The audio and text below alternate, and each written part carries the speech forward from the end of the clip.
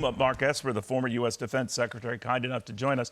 Secretary, he does raise a good point there, the hypocrisy in terms of who we allow and don't allow into that body. But on this deal, you're worried about what it could spark, that it might solve one hostage set of swaps, but encourage more, right? Well, good morning, Neil, first of all. But look, you're right. It is not just a swap. It is a ransom payment. If you look up the definition of a ransom payment, it is, a demand for compensation or payment in exchange for release of a person. So that is exactly what this is. And you got to get out of the mess, if you want, of trying to discuss the definition of what this is. But any reasonable person would conclude that Tehran is going to learn from this lesson that there is an incentive to taking more Americans wrongfully and using that to get payments, to get relief from sanctions, to get people who were legally charged here in the United States returned to Iran. So it incents all the wrong things, and that's why it's bad policy.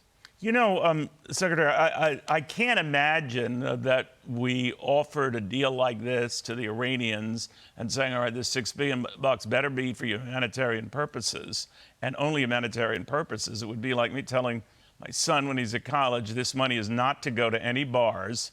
It is not to go to, any social life fund. It gets serious, right? Well, I hope your son is listening to you, but who knows? But you're right. Look, money is fungible. The Iranians know that. We know it. Everybody knows that. That's why the Iranian president said, look, it's their money and they're going to do with it what they will. Well, what do you think, Secretary? Again, I'm sorry, sir, but to clarify that, what do you think they'll do with this money then? Oh, well, I think they'll pump it into their arms programs, right? They'll pump it into the IRGC, the Iranian Revolutionary Guards, to either arm themselves or to carry out their malign activities throughout the Middle East and elsewhere. They could pump it into their nuclear program. So it comes back as a means to fund illicit and dangerous activities that we are trying to safeguard ourselves and our allies against in the region. So looking at this now, the Secretary, I mean, there are other hostages and in other countries and in other dangerous parts of the world. We always run into this. Nothing is for free. Are you saying that if a Republican is elected president, no matter who it is, that he or she should never entertain a financial deal to get hostages out?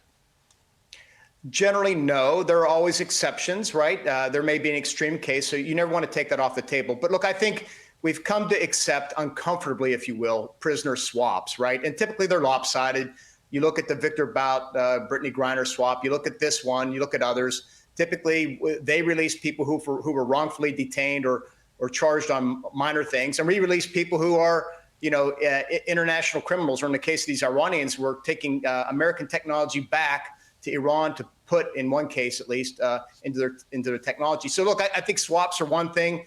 They're uncomfortable, but we tolerate it. But I think when you're talking about payments, what we're seeing now and what we saw during the Obama administration, where pallets of cash, if you will, were given to the Iranians for the nuclear deal, that just goes beyond the pale, and it becomes payments that incent Iran, incent Russia, incent North Korea and others to take Americans hostage.